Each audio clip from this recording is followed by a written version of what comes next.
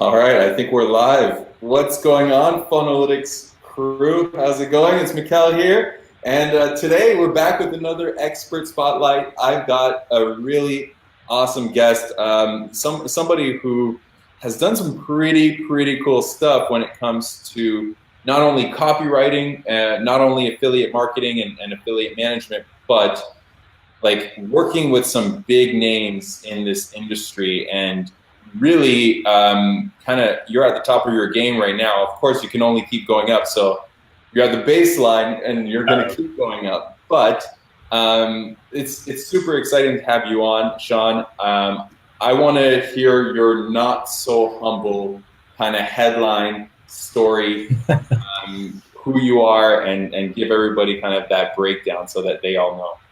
Sure, man. Well, dude, it's awesome to be on here with you guys. I'm a huge fan of the platform. Connected with you recently, and just, funnel guy to funnel guy. It's just awesome to see this tool answering a lot of the questions that like I've been trying to solve for years with like 50 different tools and analytics, all that good stuff. So first off, thank you for that. But yeah, I'll give you my 10-second hype reel, if you will. No, I work with a lot of internet marketers. I started with the old syndicate gang back in the day, Frank Kern, Andy Jenkins, all those guys. Kind of happened into it. It was one of those things. I ran an agency building websites, and just so happened my brand had captured the attention of a lot of these guys, and they're like, we need some of that, whatever you're doing, we can use that. So over the last 2 years, the business just keeps evolving, changing just about every 6 months. It seems like the model changes a bit. But recently, the main focus has been using the marketing skills, the funnel skills, the copyright, and all that, and really kind of shifting how I sell it. So as opposed to what I used to do, which is like retainers, actually like selling the funnels to sell people's products, now it's more of a partnership type deal. So it's not like a foreign concept to most people, like equity consulting, like the idea of getting in on a percentage of sales. But my big thing is building a network between my clients. So two of my bigger clients, people might know, is Tai Lopez and Sam Obinze I. So Tai Lopez runs Knowledge Society. He's got a lot of products. You've probably seen his Lamborghini stuff, all that. It's hard to miss it if you're on YouTube. But taking him as a client, I went to him because I was just curious about what he was doing. So I wanted to get involved and learn from him. So kind of talked about that, got some funnel ideas together, all that. But then it evolved into, all right, well, let's help you promote other people. So that kept growing, evolving. Then I found another guy, Sam Obinze, who has an awesome product. Honestly, to be fully transparent, I was super jealous because I was like, this is the product I want to make, right? Like, daggone it. So instead of going out and making that product, I actually decided to partner with him early on and help him promote it. So went out, found him affiliates, and then just kind of built this network where I would build the deal along with the funnel. So it wasn't just funnel development, copyright, and all that. It was actually designing the promotion and connecting those people. So you're probably familiar with the concept of JV brokering, which is just joint venture deals.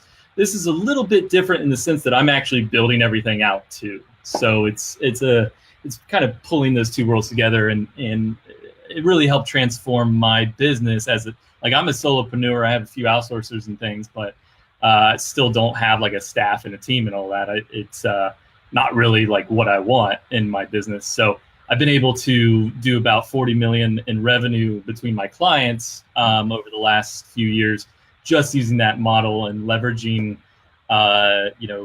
their audiences and awesome products and the funnels in between. So that's in a nutshell what I do. And it's, at the heart, I'm still like an agency guy. Like I still build stuff. I still love doing copy, and it's my main focus. But I found it a much more profitable business model to actually get equity in the promotion as long as the deal is right. Yeah, that's amazing. Well, everyone who's watching, guys, if you're watching live, say that you're watching live. If you're watching the replay, put hashtag replay. But like, how's it going, everyone? I hope you guys paid attention and you heard what he said. Like, He brokered over $40 million you've helped your clients generate over the last couple of years. And you work with the likes. First of all, I like how you nonchalantly said, yeah, back in the past, all the syndicate guys I used to work with, Andrew Jenkins and Frank Kern. No, yeah, that was in the past, though. Now I'm on to working with Sam Obinze and Tai Lopez. And okay, I've got a lot of questions, actually. Go for it. I'm trying to figure out where I want to take this conversation because, let's start with how did you even start these relationships? Because that in itself is a pretty big superpower that you may kind of not assume, or from your perspective, like I just did it, but for most people, like reaching out to somebody like Frank Kern, reaching out to somebody like Sam Obinze or Tai Lopez, let alone brokering a deal where you get a piece of it, is, out of this mind. So how did you even start that? Where did it start? Let's take it back before you even met these guys. Like, what were you doing, and how did that kind of start playing around? Sure. Yeah, that's a great question. It is an underrated skill that I do like now kind of realize, like having that ability to connect with guys with big distribution that get a lot of people coming in. Like, I got a deal for you. I got a deal for you. Being able to cut in line, so to say, and get a conversation is very valuable. To begin with, I used to have the brand WordPress Guy. So I was Sean WordPress Guy Vosler. I actually had it on Facebook, like as my username. And WordPress back in the day, a few years ago with Optimized Press and all that was, before ClickFunnels really took a stride, even when Lead Pages was just getting started, WordPress was still like the platform, right? And for the most part, I built my brand around that. Like I don't necessarily recommend that now, like building your brand around a technology. But it is what got their attention because, they're like, I need WordPress stuff. So and you have to be able to back up your game, right? Like I had a website where I blogged and did videos on all kinds of WordPress stuff. I built a lot of landing pages. And I guess, I have to go back a little bit further and say like the very first client I got in the like internet marketing world was a fella named Lewis Howes. And this was like 5 or 6 years ago. Like he's before School of Greatness. Right, exactly. This was back in LinkedIn days. So this was with his company. They were with Amy Porterfield and James Wedmore, a few other names like that. And really, like at that point, like I didn't have a brand, so I didn't really have like this big or like a body of work really, besides websites that I'd built for like local businesses. But I saw this guy, Lewis Howes. I was just, if you know Lewis, like he's got an interesting online persona. Like it's fascinating to me. It's like women are attracted to him, men are attracted to his lifestyle. Like he's got this like aura of attraction. Yeah. And so I saw this picture of him sitting in New Zealand in an infinity pool, and I said, whatever he's doing. It was like that scene in Wolf of Wall Street where the guy's like, I'll quit my job today, just show me, kind of thing. That was like my gut reaction. Is like, whatever he's doing, I want to do that. I don't know. Yeah, I want that. So like with Lewis, it was funny because, and this is really the advice point. Like if you're just kind of getting started where you're building relationships, like there is a ladder. Like you have to build connections and get a body of work to be able to present yourself. You shouldn't go right after the main, maybe the Gary Vaynerchuk's of the world. Maybe pick some middle level folks. And at the time, that's kind of where Lewis was. He didn't have like the brand he does now. But basically what I did was I did quote unquote hustled, right? Like I kept in contact, got to know what their needs were. And really from my skill set, I was able to bring them things. I just literally would go out and build stuff and say, hey, I think this would be useful for your brand.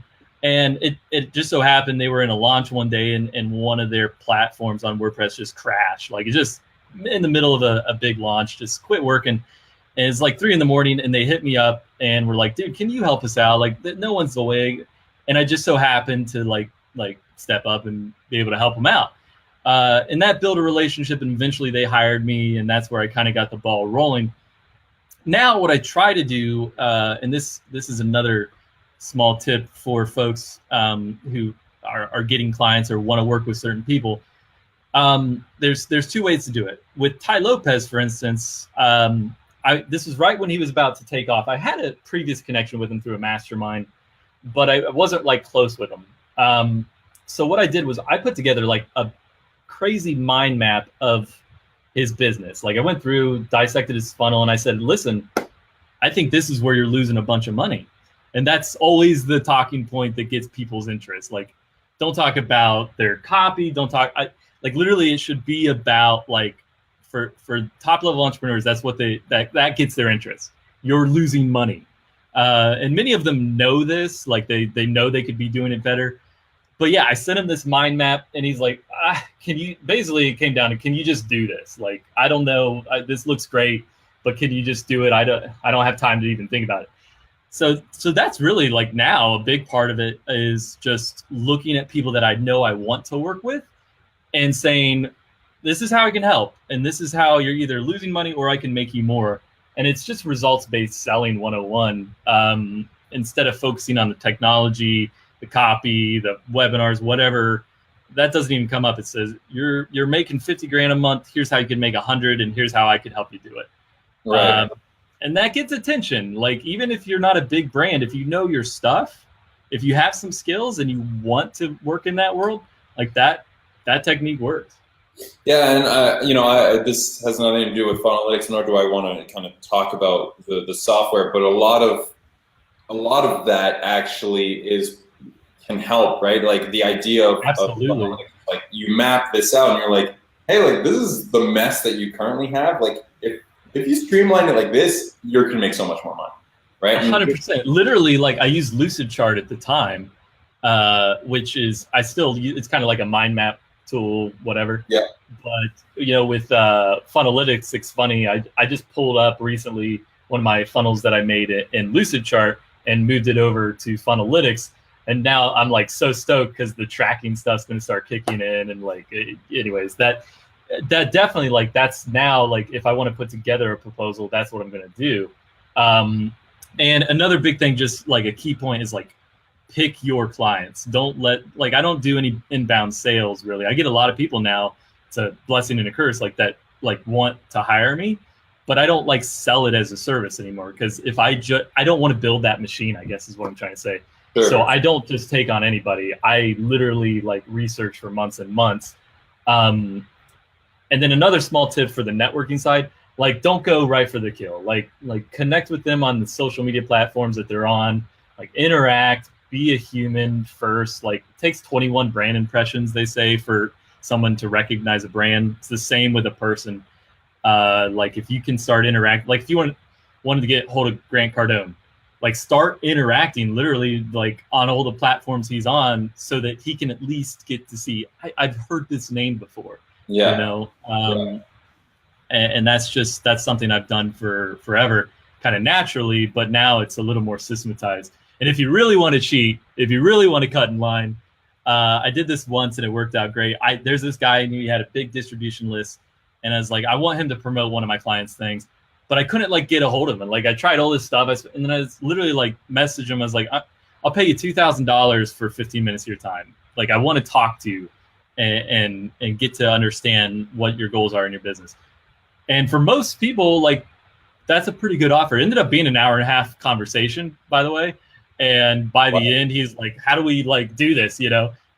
That's part of the sales process too. But like, it never hurts if you've got the budget for it to like pay for the privilege.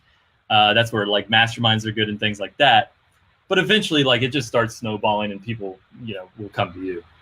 Yeah, I'm a big believer myself in like buying friendships. It's one of those things that, especially in this space, like when you want to play with, the people that you look up to and that you respect, like pay to play.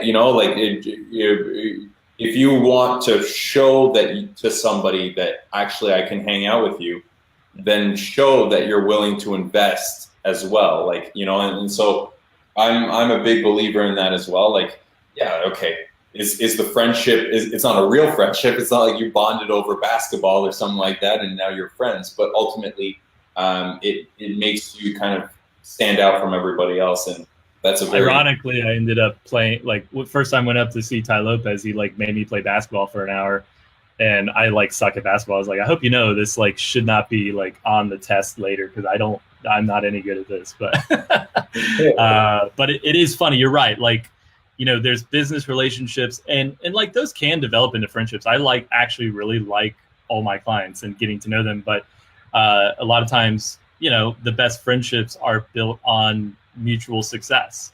So, you know, that doesn't change. Like you can still build friendships out of these. Yeah. So it's a fun game. Like I recommend anybody. In fact, I talked to a lot of agency people that are like, want to get into it. And I said, listen, don't change much about your business. Like what you're doing is great. If you get good results, like don't change that, but change the way you position yourself. Like some of the best advice I ever got was like, stop calling yourself a funnel expert. Stop calling yourself a WordPress guy. Like when you're talking to potential clients, think of yourself, and don't be afraid to call yourself an investor, right? You're investing, especially from an equity standpoint, you're investing time and energy into their business. And it's got to be worth your time as well. Like I've worked with some pretty high profile, like New York Times bestsellers, that it actually turned out to be a bad deal, even though they had a broad reach. Their audience just liked their book. They didn't really they didn't buy from them. They weren't conditioned that way. So like it's a learning process, but yeah, it is funny how I think anybody can pull off that model. You just have to be willing to take a little more risk on the front end.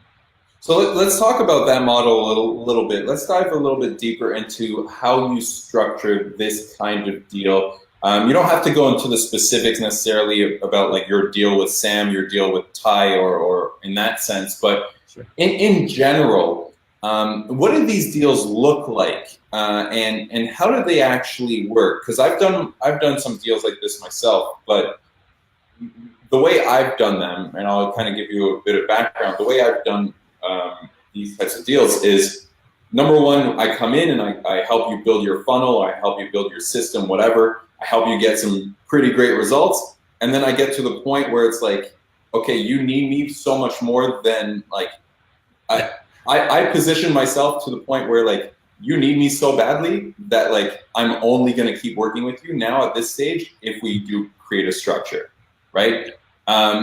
Is that kind of how you approach it, or do you kind of from the get-go, it's like, no, we're going to start and it's going to be a partnership and it's going to be this kind of... Sure. So a big important kind of point here is that this is only on promotions that I'm managing. So I don't have a percentage of their whole business. Right. Now, yep. Like you can obviously negotiate that in, but like that puts all the burden of results on me.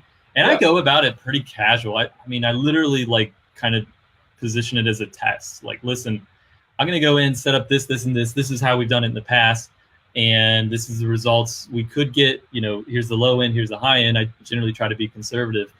And generally what I'll do, and I'm fully like transparent with both sides of the equation, but client A or client B, I'll negotiate in a percentage on both sides, depending on how big their distribution is or like how awesome their product is. So it's going to vary per person. Generally, the bigger the distribution, the lower the percentage that I'll ask.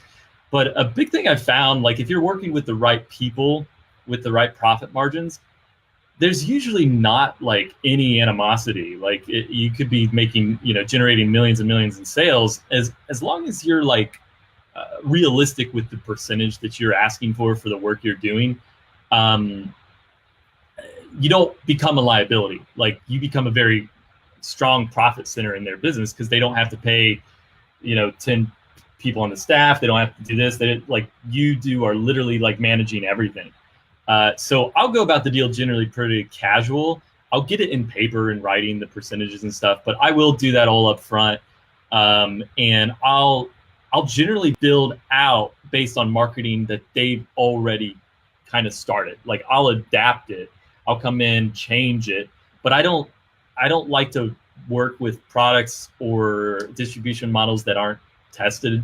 That's that. Like if someone comes to me with an idea, like I want to launch this and they haven't already launched it, that's too much risk on an equity standpoint. Like that's not proven to convert, right? So I'll generally come in, they're already doing well conversion wise, but I'll bring in a new traffic piece and a new funnel piece. Now the next step in that is to take that independent funnel that you've set up that's kind of got its own world and branding, and then bring that over to the evergreen side.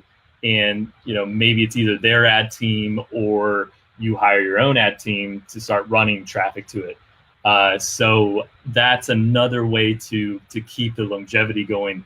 So a lot of my clients, they will start out with like a launch model, and then I'll take it, put everything into an evergreen funnel, and find people to run traffic for it. And the margins go down then, but it's just very consistent. Right. But to answer your question directly, like I'm pretty upfront with how it works. Like I don't generally like mince words. Yeah. Fair enough.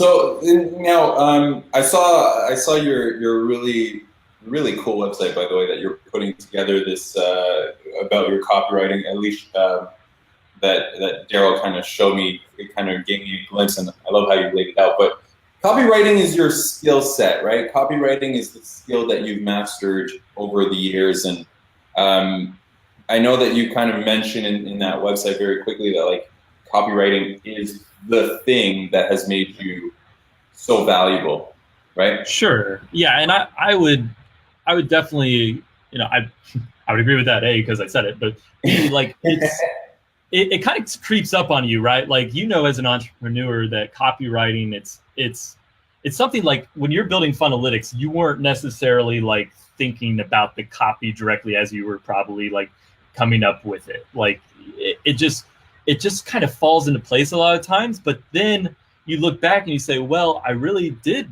Like I watched your upsell video for the Pro, and it's funny because I generally don't like upsell concepts. Like I'm not like I rarely actually buy like info products and stuff. Like I don't know. And watching your video, like I could tell you understood copy because you said, listen, we're in this, that, and the other thing. And then you like went into the benefits of the Pro piece, and it really spoke to me because I'm your target audience, right?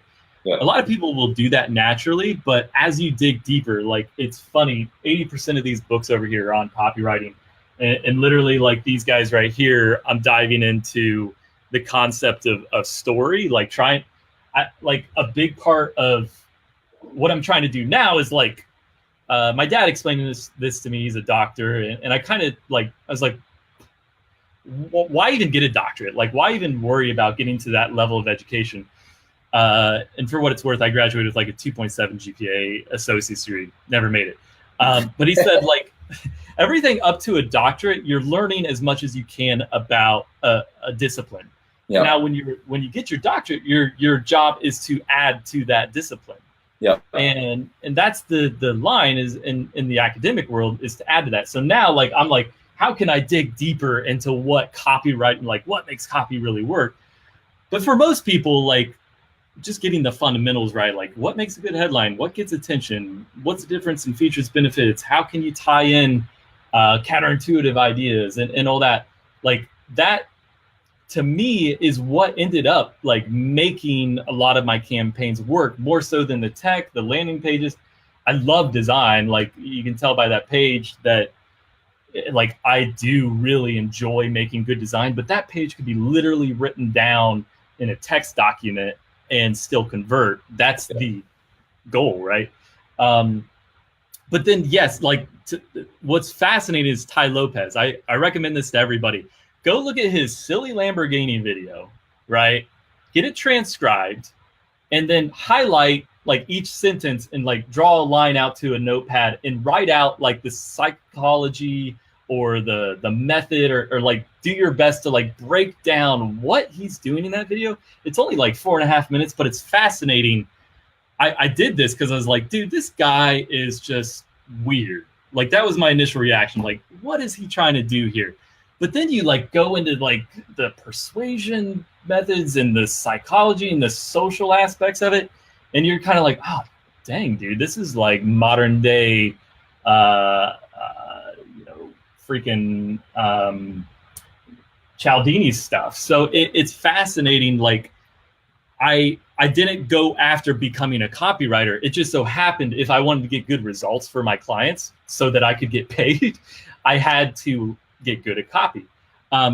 And now, like, me putting together a guide and course on copy is about trying to distill it down into a way that I can actually help people who don't want to learn copy follow some methodologies that I use. And one of those methodologies I'll just share real quick. Anybody that's listening, this works really well for conversion.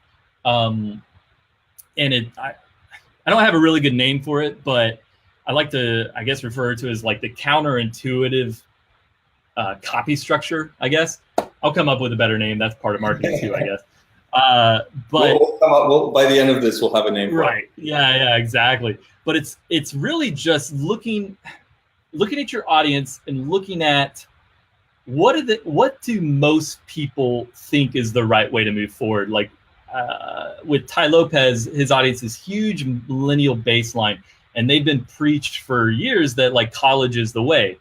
So the counterintuitive look at that is that college isn't the way. So then at that point, you have to get the audience to have that, what I like to call the eureka moment, like kind of get this hair back, like up on the back of your neck, like, and say, like, literally, you've been lied to for most of your life. There's nothing wrong with college, but for most people, the truth is you're putting yourself in mounds of debt and you're not getting any real world experience. So here, the counterintuitive point is, here's the other way. Here's a different journey you can go on. And that works really well in copy. And some of my emails, like I literally have like thousands of emails I've written for clients. And some of them are like, 1,000 to 2,000 words. Like they're really long emails. And they work really well. I've tested like short, like punchy, direct marketing emails, and they get more clicks, but they get way less conversions. And right. And it's funny, like you look at some of my copy and you might like be like, this reads like a blog post by a psychologist or something. But at the end of the day, people, especially under 40, they're getting much wiser to marketing. Like the big warning, like stuff, it's a red flag to them as much as anything else. You will be able to sell to the bottom % of intelligence level with that direct marketing stuff. And I do still use it a lot, especially in like closes and stuff. But selling to a smarter segment of your audience actually brings you better customers. It's much more reliable consistency, even if the percentage is lower. And you're just going to feel a lot better about the work you're doing because it's not so quote unquote salesy. Yeah, and a big, so one of the things that you mentioned there, a lot of people don't realize, and I learned this a little while back, is this idea, this counterintuitive concept, this counterintuitive idea, which is really, you need to present people with some sort of new opportunity. Russell Brunson talks about this all the time. He mentions the word new opportunity, but he's not the first nor the last. At the end of the day, it's about realizing that if you want people to jump in and you want people to actually take action, you can't just sell them something that is an improvement as to, it's like, hey, like, you could go and get a business degree, but like, here's a better degree. You still have to go and get a degree, right? Like, instead, it's like, no, here's a brand new opportunity. Here's this brand new thing that you didn't even think of before, right? A lot of the reason why I think Funnelytics has kind of taken off and whatnot is because I also realized that very, very from the beginning was like, data and analytics is crap. Nobody likes it. It's a headache. Here's this cool, fun way of like looking at stuff to figure out what's making you money, what's losing you money. So this is what you're normally told you have to look at, spreadsheets, all of this stuff. What if there was another way, right? Most businesses forget that. Most businesses forget that they need to find a way to position themselves as another a new option. opportunity. Yeah. And it's funny because like some people will see it very quickly. Like I looked at Funnelytics, and it's funny because I had like seen your ads on Instagram for a while, and like I'm just a natural skeptic. I'm like, this is too good to be true, and this is, I swear, not a pitch for Funnelytics, but it was funny because I just like I ignored it for a while, and then I was like, you know what? Because I use Improvely, Google Analytics, like 5 different tools just to try to get a picture, because I'm a visual guy. Like anytime I can get a visual look at something, and the fact that your guys' analytics like show on the arrows is like my jam. Like I'm so excited to see that to its full potential, because otherwise what I have to do is go into Google Analytics or any number of programs and like manually build a spreadsheet and then draw it out.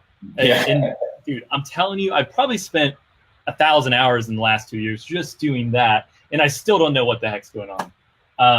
And just a point, I want to show you this because I think you guys will like this. I want to know what books you're reading too. All right, I'll take a picture of the bookshelf and post it in the comments on the shelf. But this is the funniest book because this is the worst title of any book. It says Effective Direct Advertising: The Principles and Practices of Producing Direct Advertising for Distribution by Mail or Otherwise. All right. And this is a book that was published in 1918.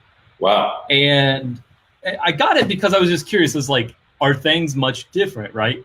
And it's hilarious because the only thing that's changed really is some of the terminology. There's a section in here, literally like the title is like the value of your list. And it's a section on how to secure your mailing list against fires. Like it's hilarious. Like literally why you should take your physical address list of your customers and keep it in a bank and something like that. But there's a section in here about they use some funny language for it, but basically like the effectiveness of teaching as an advertisement tool. And that's really what that counterintuitive, that's like one framework of teaching people, like, here's what most people think, here's the reality, here's why that what most people think is dangerous, right? And here's what you can do about it. Like that's teaching 101. Like that's going into a classroom and teaching. And they talk about that in this book from 1918. Like it's not brand new. It's just people avoid like learning how to teach. And, you know, it's Frank Kern 101. It's like, give them everything you've got, get that law of reciprocity. And then that's why webinars work so well. That's like this, if we were to go into a pitch about something, like it would work so well because we're teaching here. And honestly, it's what Tai Lopez does so well. It's what Sam Obinze does so well. And that's my advice to any like person as a client filter. It's like, can they teach it well? You can always go in and add benefits and features and things like that. But I guarantee you, like if you sat down and taught funnel analytics, you teach it just about as good as anybody, if not better than most, right? So having the ability to do that, it's why when I take on a client, I go through all their core stuff, I learn it so that I can get to the point that I feel like I can teach it, because that's really the foundation of the best salespeople in the world. Not to go like super nerdy, but like there's a Harvard Business Review article. I'll try to link it down in the comments. But like, who do you think the best salesperson? I already gave away the answer, but like, what's the average answer to that question? Like, who are the best salespeople in the world? It's generally the average answer is like people who can network well, right? Like people go on the golf course. Oh yeah, and all that. Like absolutely right. But they're the second best salespeople in the world. They're the second best. Teachers are the best. What's that? Teachers are. Yeah, teachers are the best, but also they got a little more specific. Like salespeople who take their buyers through the buying process. So they say, all right, man, you're getting signed up for Funnelytics today. And first things first, you got to understand a little bit about what the big picture is here. We're not just about mapping out the funnels. We're about getting you to understand the relationship between your funnel pieces and optimize. You know, like you can go in and teach them the value of the specific features. Those are the best salespeople in the world. There's a huge, like a great study on it. I'll try to link to from that Harvard Business Review article. And it's really like, I try to keep that in mind whenever I'm writing copy. It's like, if I'm not teaching them something they didn't know, or a different perspective, paradigm, whatever you want to call it, I didn't effectively reach the goal that I wanted. Now you can sprinkle in all the other marketing stuff that like you're always like get attention, all that stuff. But if you get attention to show them something that isn't valuable to them, then you're just getting attention for attention's sake, right? So yeah, that's like my rant on copywriting. I could talk about it forever. You know, it's funny that you mentioned, you know, people who teach, and it just kind of popped. As soon as you said, like, who are the best teachers, I started thinking, I was like, probably, you know what, like parents are, like, if you can convince. They're the best parents are teachers. Yeah, like if you can convince a child without saying like, I told you so, and that's why you have to do it. But if you can convince a child to do something, and like, because you have to teach them, you have to kind of educate them, you have to take them through that process, like that's the mindset that you kind of have to have ultimately when you're. Do you have any kids, by the way? Huh? Yeah, I have a 2-year-old. So okay. That's why I'm starting to, that's the reason why the phase you're in. I have this 2-year-old, and now I'm starting to like, it's starting to happen where I'm like, I've got to like sell her. Like I've got to sell her on like, hey, let's put your shoes on, right? Like, it's like, listen, you don't want your feet to get wet, do you? It's like, exactly. Oh, okay, you do? Well, crap. You know, you don't want all this stuff. Exactly. Yeah. And if you think about that, actually, you start to realize that, yeah, that's all it is. That's all really copywriting is. And then now you kind of dive into what you've just mentioned, that you're studying and you're reading a lot more upon, which is storytelling. And there's no better way to teach than through stories, right? Just teaching facts is not going to help people. Yeah. What do you got? Literally, this book, Talk Like TED, it's a book by a guy who consults on TED Talks. Okay. And he breaks down in this, because we all like TED Talks. We don't know why. Like they're definitely like feel good, like bull crap sometimes. It's like, yeah, hallelujah. But the psychology of that is what you want in sales, right? You want that emotion. The #1 most watched TED Talk like literally brings tears to my eyes. Like it's so powerful. It's the one on education by Sir Richard something or other. Yeah. And it's funny, like there's a section here that everybody should read about pathos, ethos, whatever those things are, like the parts of you. And he breaks down in TED Talks, he literally transcribed like 100 of them and studied them. 75% of those 18-minute TED Talks are story, right? And sprinkled in with that is all the stuff that they want to get across. But that's the first thing he teaches is how to structure a good story. And that's the funny thing about all these books. They're all on story and plot. Some people take it so literally in marketing that they like literally write like this 10-page story.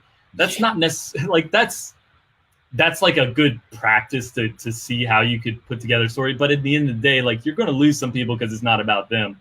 But like the hero's journey part, the part where you're trying to like convince this person that this is useful to them, is where you're putting them in the driver's seat as the character in the story.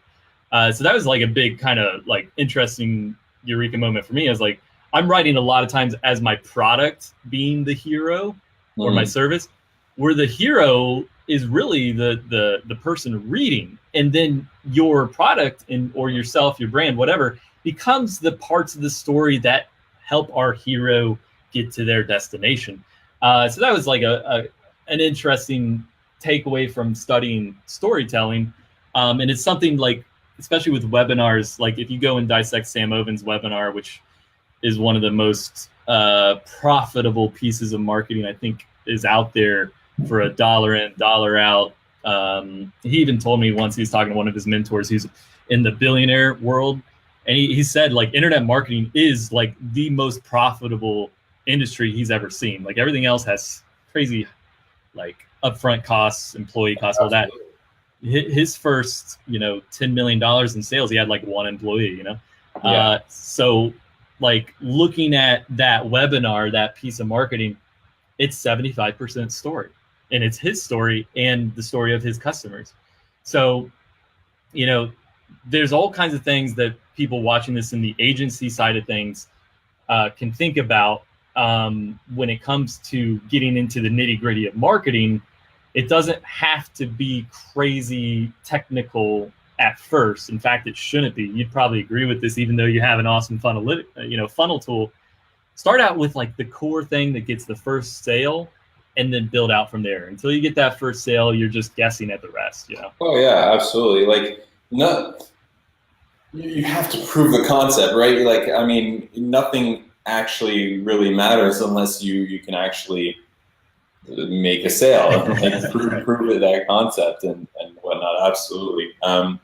Yeah, we could talk about copywriting for a really long time. We could talk about all of this stuff for a really long time, because I think ultimately, like, I agree with you. It's the number one skill. It's not so much copywriting, because whether you sell through video and with your words, or you sell with, you know, like speaking or writing, or, you know, it doesn't really matter. It's about understanding that psychology, understanding the nuances of what it takes to convince somebody to change their entire mindset or belief system, and break that belief system, and then all of a sudden rebuild it with something that they've never even thought of or heard of, which is a fascinating kind of. That's why software is so fun to sell. Like, it is the ultimate, just like, you got the default of like, this is a tool you can use and it's going to help you do this. Like, that's awesome. Like, software is so fun because it has that built-in utility. It gets a little more abstract when you get into like info products and stuff, and it's a little higher bar of entry sometimes, since why there's all these different steps. But you want to know the one thing I can recommend for folks who, like, they hate copywriting, like they're more of like funnel folks, they're more like agency building this stuff.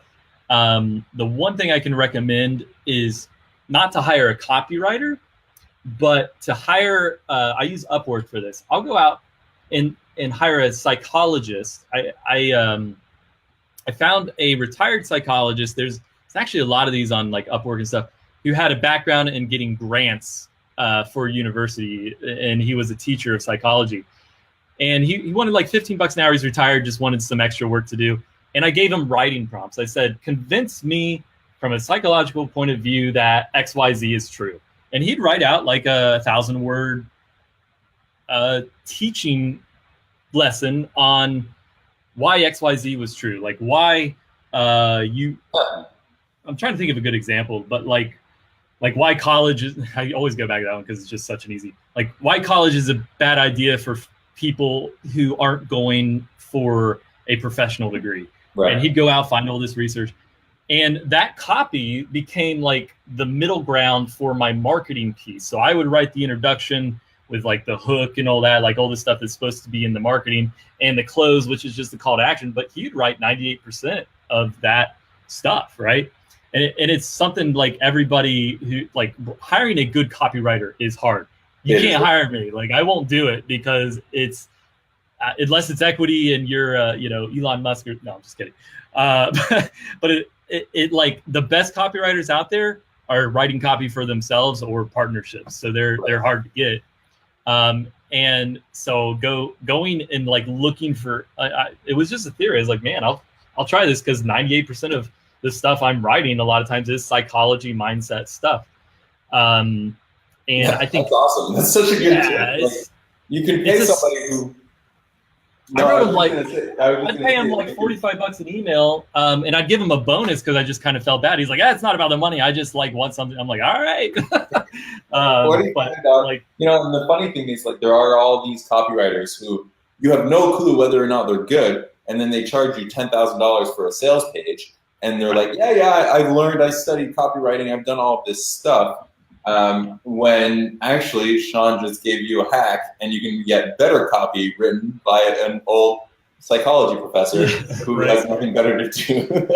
and honestly, like, there is pros to paying out the butt for good copy. Like, there are some really good but like, it really cuts into your margins. Like I'll be honest, I'm a lazy person and I like high margins. The laziness I have to solve with tools and strategies to say, like, I only work probably like 2 to 5 hours a day on client stuff, if that, on average. And then most of the time I'm spending like researching, trying to learn, because I enjoy that too. But I've set up systems in my business to do that. I used to have a couple employees and run like a kind of more structured business, but I kind of hated it. And like the last straw was somebody's like, well, you need to start getting a salary out of this instead of just kind of having your business account. And I was like, you know what? I don't, like, from a lifestyle, like, I just don't want that. Yeah. Like, my profit margins now, for the way I run business, my clients are happy. So I had to find a way to do that without a ton of employees. So you got to get creative, right? And you know, I do recommend, I'm not saying go out and fire all your employees, because like there is legit, like, there's people who want to run a business like that. For me, I don't. So I had to find another way. But look at your infrastructure and find ways to, like, maybe you don't need an ads team. Maybe you can outsource that to a company, a full agency that does that, and have your clients pay for that. And you focus on just one part of your business, right? So, you know, there's a lot of ways to run that type of business as well. And one last thing on the equity side, like, anybody who runs an agency or like does funnels as a business, you can do a trial. Like, you can go to 2 of your clients right now who have a similar customer base but aren't competitors, and build a promotion where they promote each other. Take 10% on each side. You know, client A is a real estate company. Client B is a financial services company. They have customer lists. You write a couple emails, a landing page where they sell each other's services. They both promote each other. One week, one promotes A. The next week, B promotes A, whatever. You get the idea. And you're getting 20% of the profits on that right away. Like, anybody who has more than a few clients can do that right away, because it's just building that promotion, and you can dabble in the equity model as opposed to just going fully into it.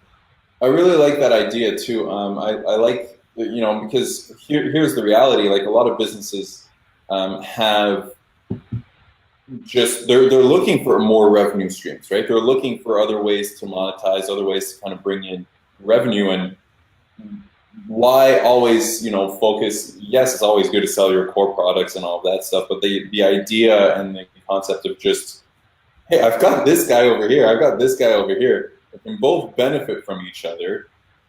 Why don't I just broker that deal and help them make money from each other and whatnot? That's a fantastic idea. I love it. You know who, like, one of the #1 affiliate marketers in the world is, that people wouldn't necessarily know? It's Tony Robbins. And wow. It's funny, like, you know, his book Money, it's just literally titled Money. Yep. He literally, like, does a disclaimer in the first chapter. He's like, I own percentages in most of these companies that I recommend, but I bought those. He literally, like, makes that a selling point. He's like, but I bought into these companies because I believe in them so much. Whatever. Sure. And so literally, he sells 1 million copies of this book, whatever it is, gives away whatever. It's just a sales book for those companies. And I guarantee you, like, a bunch of those readers said, you know, honey, let's move our 401k over to this company. Maybe $10 million moved. Yeah. And guess who owns the percentage of all that? It's Tony Robbins. I thought that was freaking brilliant. So that's like creative deal making, by the way. That's really what I like doing. Affiliate market, you call it whatever you want, but it's just a different way to look at your. I like that word, creative deal making. Yeah, and everybody can do it. Like, you just have to, like, look at what you have. Like, it's funny, my course, just to plug it a little, it's not even for sale probably for another year, whatever. It's called Smart Leverage. And the reason I called it that is because, like, literally the assets you have in front of you can be worth 10 times more if you know how to move them around in the right way. You don't have to change much, like, literally just, like, pivoting things and moving them around, relationships. Like, I used to just connect people and say like, hey, you guys doing similar stuff, and then they'd go make $1 million, and I'd be like, man, like I didn't even get dinner, you know, like it was one of those things. Like I'm not opposed to doing that, like there's nothing wrong with that, but like that's when the working smarter part comes in, and you say like, all right, I think they both could make money together. Let me be the one who becomes the pivot point, broker the deal, and actually make it a big benefit for them because they don't have to do as much work, right?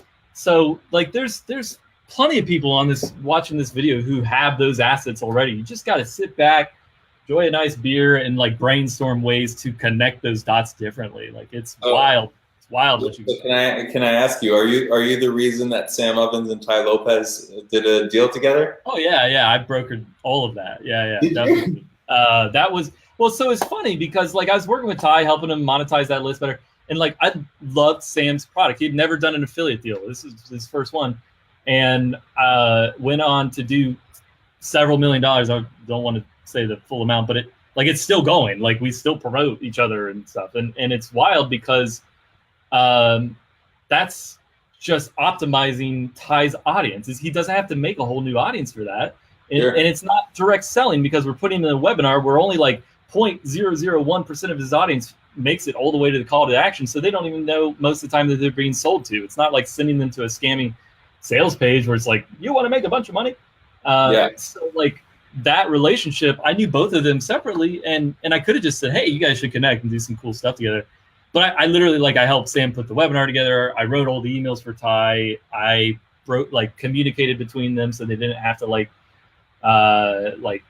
have that friction of, I'll tell you, like a lot of my job is just like managing crazy people. Most entrepreneurs, you know, like they're just like nuts. Like they have their eccentricities. So as like a peacemaker, like my job is to make sure everybody gets what they're supposed to get, kind of thing. But yeah, that deal came about because I knew Sam's product was awesome. I knew Sam could sell. He actually showed me some of his sales numbers for his like 20,000 person list. And it was the highest earnings per lead I'd ever seen on anything. And it was not even a webinar. It was like a product launch formula style launch. And I was like, dude, you don't even understand how much this is worth. I'm not taking credit for like his doubling down and like going and just making it. He blew it way out of the water on Facebook. But like we had a lot of success from that. Like it was awesome. Like, you know, I hope to replicate that a few more times because I'm definitely the highest paid consultant in his business. Nice. To the point that I was like worried. I was like, man, this is becoming kind of a liability for them. But the profit margin is still great. Like it's an info product, right? Software, you know, your cost per sale isn't that high, you know, in the long run.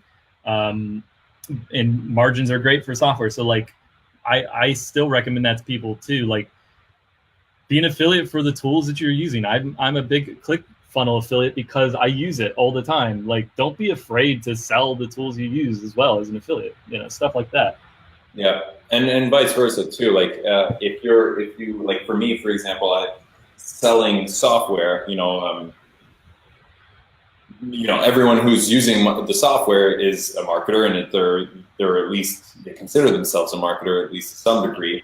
But you know, brokering deals and looking at opportunities for people like me who are also saying, all right, well, I've got this software, I'm selling this software, I'm growing this company, great, but like there's other cross promos and things that you can do to keep giving value, because a lot of people are afraid to do cross promotions and stuff like that because they're afraid that, like, well, you know, that may not be in line with my brand and it may not be in line with what I'm trying to do. But like, forget your brand, forget your own ego, and realize that ultimately what matters is the people on your list and your customers and the people who you're serving. And is this cross promotion going to help them get closer to their goals? Is this cross promotion going to help them in any way, shape, or form? So if it does, then you're actually doing both your business and your customers a disservice by not talking about it, by not doing a promotion, by not trying to share that. So I definitely. Something I tell people who run into that headache, like they're a little afraid to do that. Like you can always just say, listen, like you can be fully transparent. Listen, I value so much our relationship. Like maybe this is an email that I want to be transparent that this is an affiliate promotion. However, I'm going to give you the raw link as well. Like you can click here if you don't want me to get part of this, but I still think it's great for you. Like here, just go to this website. You can buy it without my affiliate link. Like Frank Kern actually, he did that a lot. He would he'd put that in his emails, and that kind of transparency stuff actually does a lot more to like actually increase conversion rates overall versus not having it. Like those are some really smart strategies you can use. And then also like I'd say another kind of magic sauce in what I do from the affiliate standpoint is a lot of the copy and branding and marketing that I do with these guys who will promote each other is I build that bridge, right? Like I teach why so XY, client A is promoting client B. We talk about that in the promotion itself. And we almost always build a separate branded funnel that's co-branded so that it's not just like, check out this sales page. It's like, we're doing this together and we're bringing you along for the ride. And it actually, it converts a lot better than just a straight launch promotion.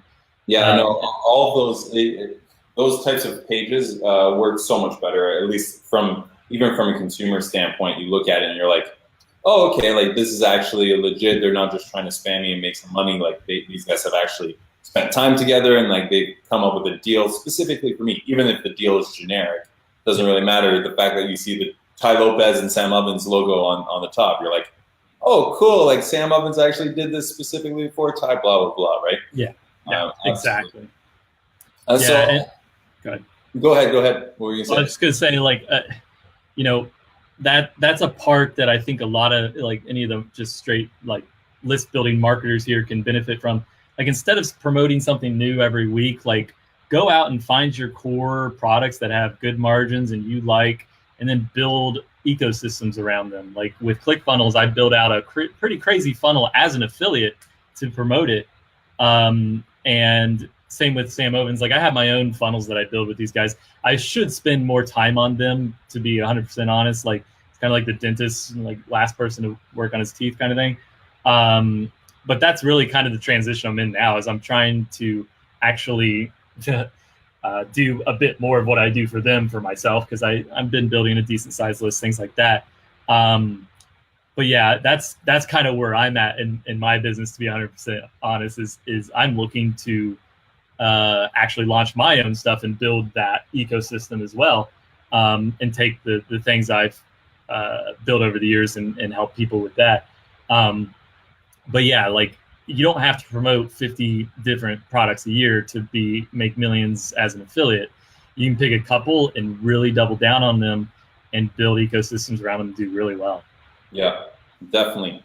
So look, I'm conscious of your time, and thank you so much for sharing all of this wisdom. Let's wrap it up with somebody asked, can we get a list of those books on your desk? So instead of having books on your desk, give us a list of like top 3 to 5 books that you're just like, you need to read these because they're amazing.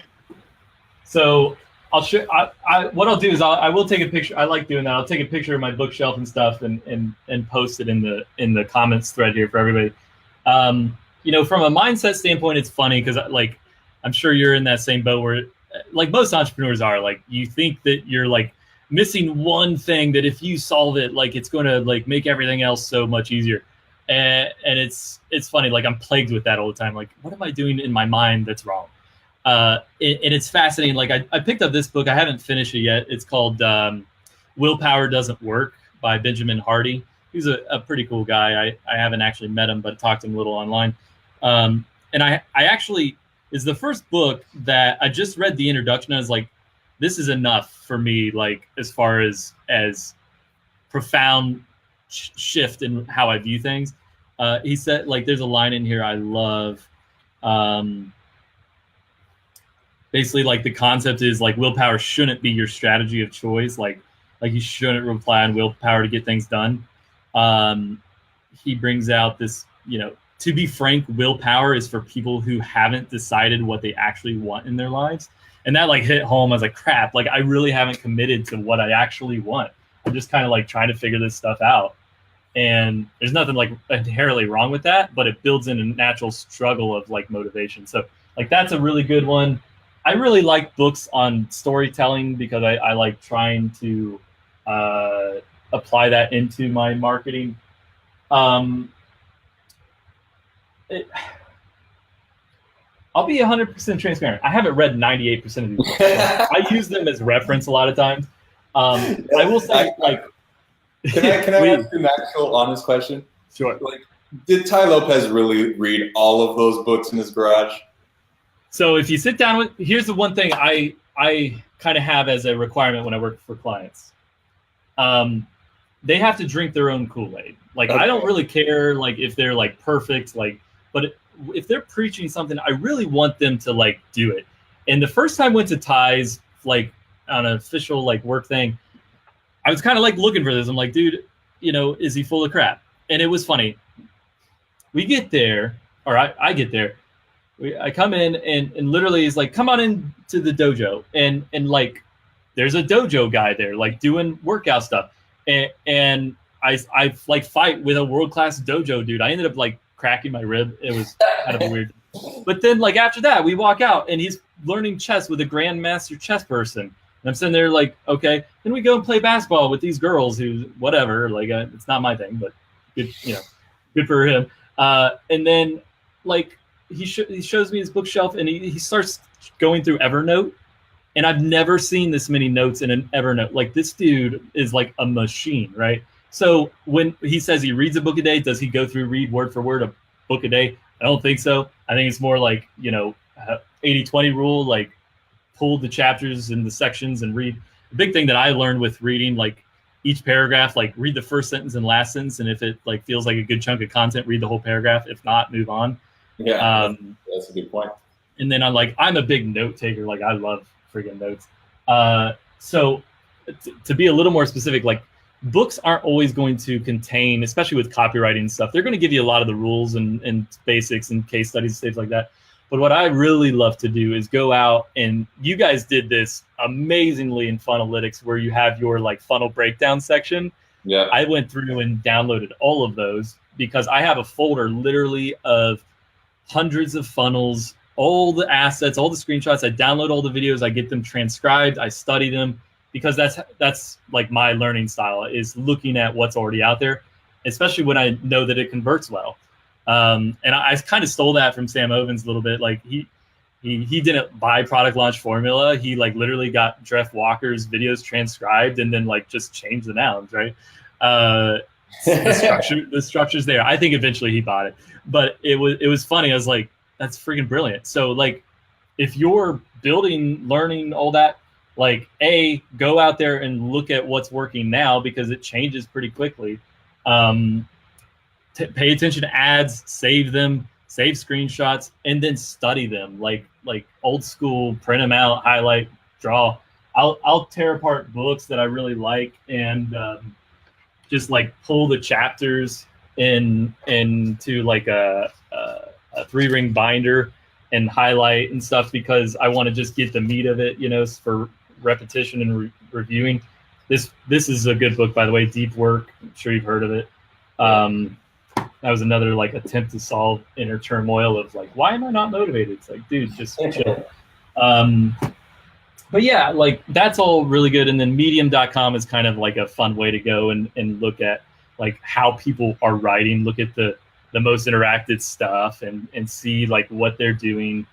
And you'll start building like a library of structures that you can use in your own marketing.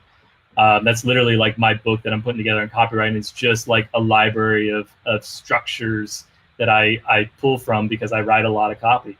And I'm pretty lazy. So I like to like just, you know, pull from what I know works. Everybody, I think all entrepreneurs are pretty lazy, to be honest. You kind of have to be, or else you're gonna just kind of get stuck in the one of the least efficient ways to do it. You know?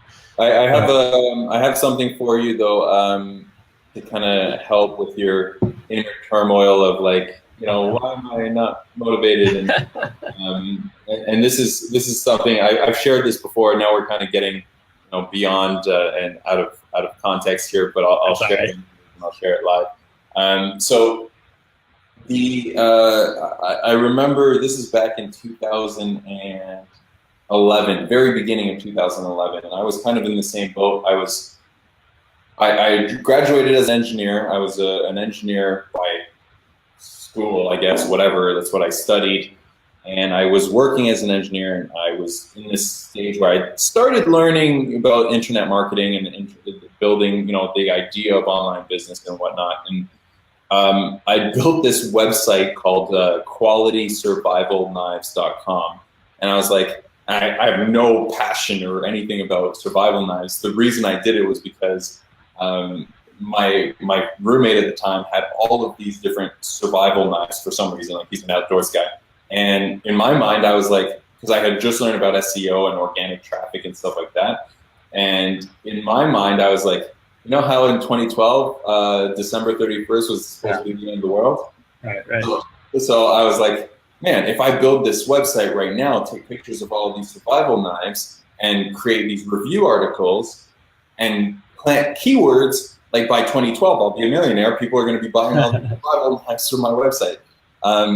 Sure enough, that didn't happen. I only made $5.23 from that website. But after I kind of did that, I was kind of in this mode of like, man, what the hell do I want to do? Like, what is my passion? What is the thing that I want to achieve and do with my time? And I sat down with my roommate. My roommate, he was working for an advertising agency. And the owner, the founder of the advertising agency, they were doing around, probably around 10 million or so a year. I sat down with him and I asked him, like, how did you figure out that advertising was your passion? How did you figure out that advertising was the thing that you wanted to do?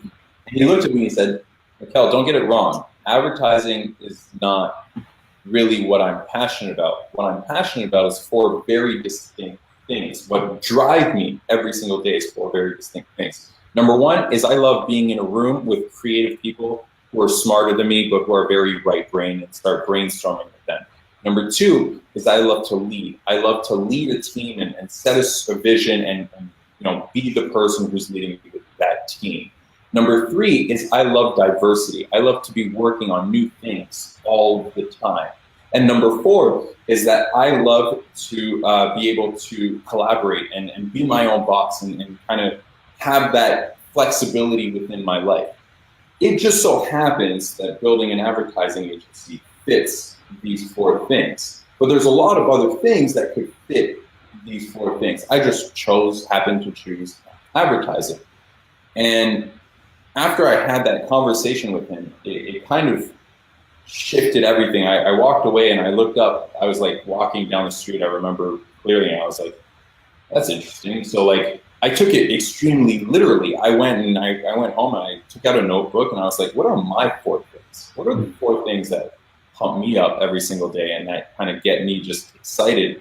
And I took out this notebook and I wrote, learn, build, advise, and freedom, right? So if I could learn something new every single day, I feel fulfilled. I feel a sense of fulfillment. I feel like this is cool, right?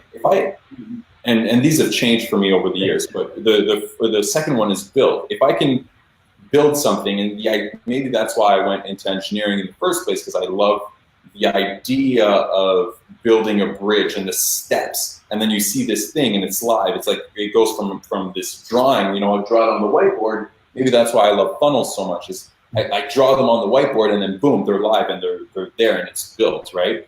And advising, like having these types of conversations with people, having conversations not just about business, but about relationships, about life, about philosophy, just having these types. When I see somebody have an aha moment, that fulfills me. It gets me excited. It gets me pumped up, right? And then freedom was at the time, like if I could just feel like I'm free, feel like I can do what I want when I want. I don't have to, be accountable to somebody. I don't have to show up because somebody tells me to. Yeah. And as I kind of started looking at my opportunities and my projects and things that I was doing, I started evaluating them around these four boxes. And to this day, I live and breathe by this methodology. Like I draw out on Like I literally just draw it on a wall like this, and I have like learn, build, advise, and invest, or they change now, but Freedom. yeah, freedom. It used to be freedom. Now it's invest, because I've realized that freedom is not actually what people seek. People say they seek freedom, but it's actually what they do with their freedom that they seek. So that was one of the biggest like depressing points in my life, where I like unlocked a ton of time and money, and I was like, oh, this actually is not what I thought it would be. no, that's the funny thing. Like people chase money and freedom, but as soon as you ask them, okay, if you had all the money in the world and you had the freedom, what would you do? Like then they start sitting. Well, they'd be like, well, I'd do whatever I want. It's like, okay, travel well, the world. Yeah, exactly. I travel the world. Well, then travel the world. Like you don't need the freedom to travel the world. In that sense, right? But I literally look at my and I have like a line down here, and then it's called other, and I sit there and I actually say, okay, I'm looking at these projects or these opportunities, and I say, okay, am I going to learn if I do this? Am I going to build something? Am I going to have any sort of advice? Am I going to have any sort of freedom? Or at least it was freedom at the time. If it doesn't fit this, and I have to do it, it goes in the other box, and I try to find somebody else to do it. Because ultimately, I know that it's not going to fulfill me. It's not going to get me excited, right? So in your case, I sit there and I look at you and I say, okay, you clearly love to learn, right? It's something that fulfills you. It's something that you enjoy. You also clearly love to the creative aspect. You're definitely a very creative guy. You have creativity as one of your boxes. Like if you can do something that is creative, it seems like it's going to fulfill you. Now ask yourself, what are the other two boxes for yourself? And now start looking at your life and start looking at your projects and start looking at what you're doing and ask yourself, like, am I filling these boxes? Here's the funny thing about this exercise. I've been doing this since, again, 2011. And I've lived and breathed this for, it's 4. It's not 5, it's not 3. I had a buddy who, the same guy who owned all those survival knives. Yeah. And I sat down with him one day, like this is about a year or 2 years ago. And he was telling me how he's like at his job, he just wasn't happy and something was off, but it wasn't his job. It was actually that one of his boxes is adventure, and he hadn't had any adventure in the last like 8 months of his life. Like he didn't do anything outdoors. He was just in this routine. And as soon as he realized that was one of his boxes, he went back and it's like, okay, now I'm making it a point to add something into my adventure box every single month, right? So now, now he's happy, everything's cool, because the rest of his life was good. It wasn't about his job. It was the fact that he just was lacking something, right? I find that people go through life a little bit too much by trying to figure out that one thing. What is the one thing that is going to drive me? What is my thing? We look at athletes, we look at entertainers, you look at somebody like LeBron James, like he figured it out when he was young that basketball is his one thing, right? But it's not. If you were to break down LeBron James, it's probably being active, right? Teammates and playing with people and in that sense. Competition definitely is one of, it just so happens that basketball fulfills that, right? So I would do that exercise for yourself, and you'll start to realize that actually, like, there's a lot of pieces in your life that fulfill you. There's probably 1 or 2 boxes that you're like, fuck, I'm not actually fulfilling these boxes right now, and I should, because I know that if I do, like, life is grand. I'm happy. Well, and it's funny you say that, because and there's boxes that like either society or just like our own external expectations kind of define for us. And I think a lot of people find themselves, feel like they're trapped in those boxes. So maybe, they think they have to have, like, I used to think I wanted to travel a lot. Like I used to think that was one of my boxes.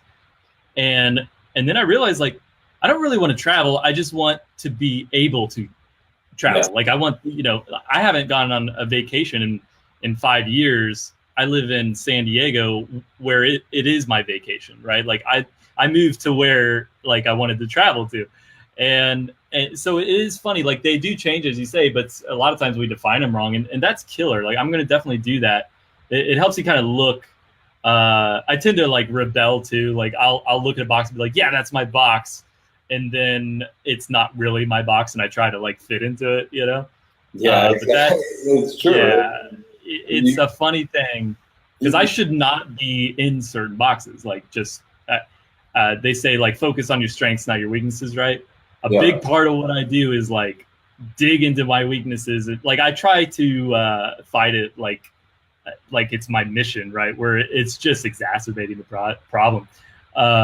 But yeah, you're right. And I think everybody can benefit from doing that. I haven't heard it in that specific way, but I really like that. I'll give that a go and let you know how. Good, man. I promise you that you know Scott Olford? Yeah, definitely. So I remember like I did this. I shared this exact same story. This is right before he blew up his business. Like he's crushing it. Yeah, he's crushing it right now. And because he's from Toronto, we're pretty good friends, and we were walking down by the waterfront one day, and his old business was doing really well. Like they were still doing like multiple six figures a month, and we just were chatting, and he's like, I'm just not happy, and I don't know what's up, and I told him this story, and instantly I asked him, like, from your gut, tell me what yours are. And he's like, if I remember correctly, it was like innovation, evolution, creation, and something else. I don't remember what the other one. And he was spending all of his time living in creation, but he wasn't. The only way he was evolving was by taking LSD and like trying to expand his mind that way. Right? Like that was his form of trying to fulfill that box, but he didn't realize it, right? And he wasn't innovating. He wasn't doing anything that fulfilled him. And when he started to realize that, he's like, "Oh fuck! Like I've just been sitting here." Only living in this creation box and neglecting the other stuff that fulfills me. And no wonder I'm miserable. No wonder I'm unhappy. And then he went to baby bathwater, and then he had an amazing, huge epiphany, and then he decided to blow everything up and move to the States. So yeah, we've been meaning to get together. I think he lives just north of me, but I've actually known him for a long time too, kind of just online. And it is interesting. You can kind of tell when people make a shift.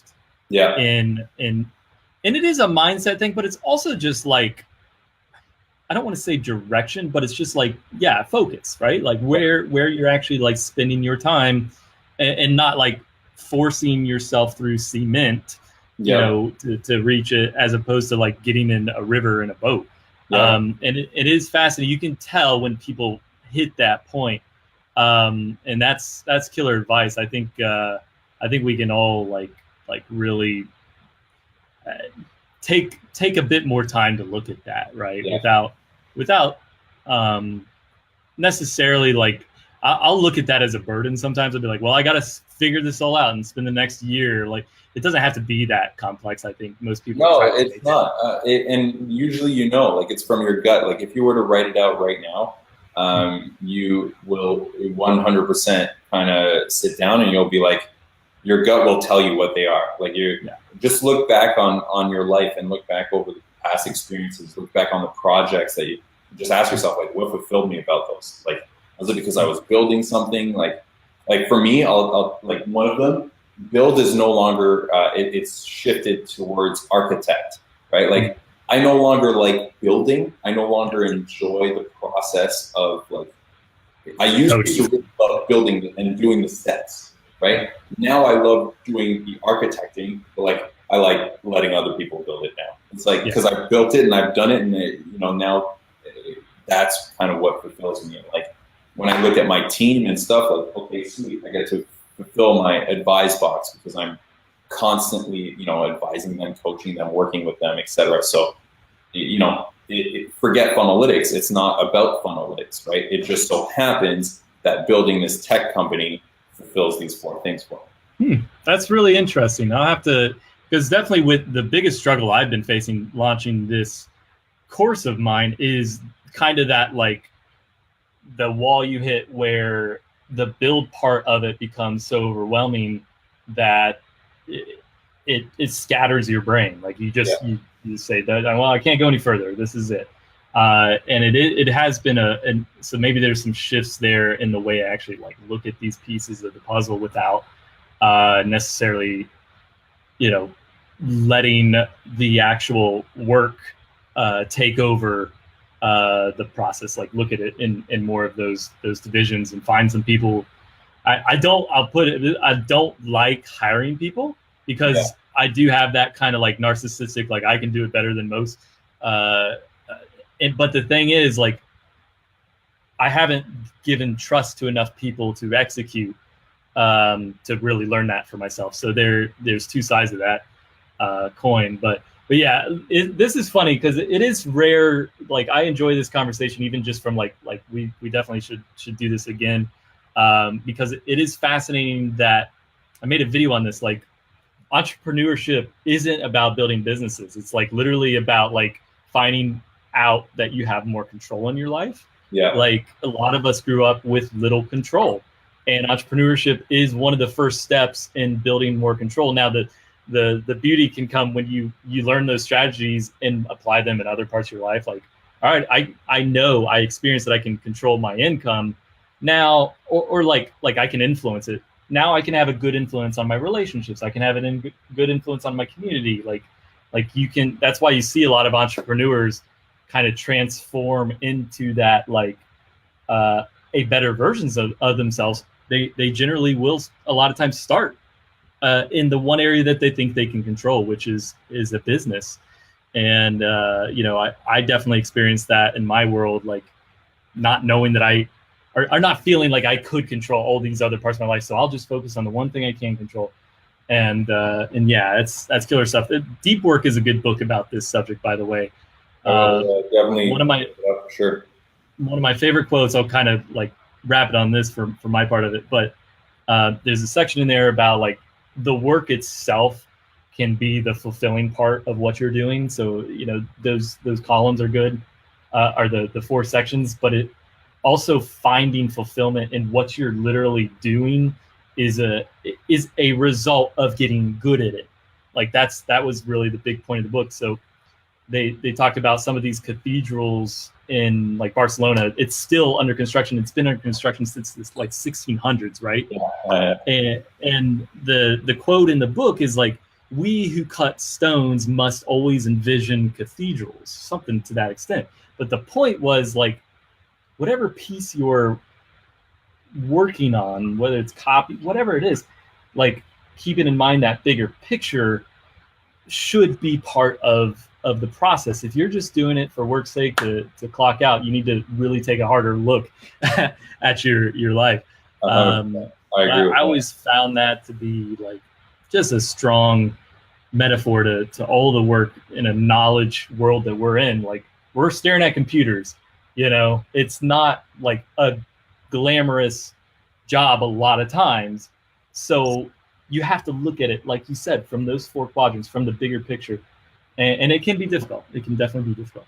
It can, but if you put in the work, sometimes it helps. It helps. So, man, Sean, thank you very much for spending the last hour and a half almost with all of us, and I'm sure everyone, if you enjoyed this, if you loved it, show your gratitude to Sean for taking his time and all that to share. So again, Sean, I appreciate you. Thank you so much. And yeah, everybody, peace out. We'll chat soon. Definitely. And if anybody has any questions, if this is a replay, I'll try to keep, you can tag me in the comments. I'll try to keep an eye on this post. Like if somebody's like, clarify this, feel free to tag me and I'll jump in and reply. It could be 2 months down the road. I'll try to keep jumping in and adding value to this. So this was great, man. We'll do it again soon. Thank you very much. Later, guys.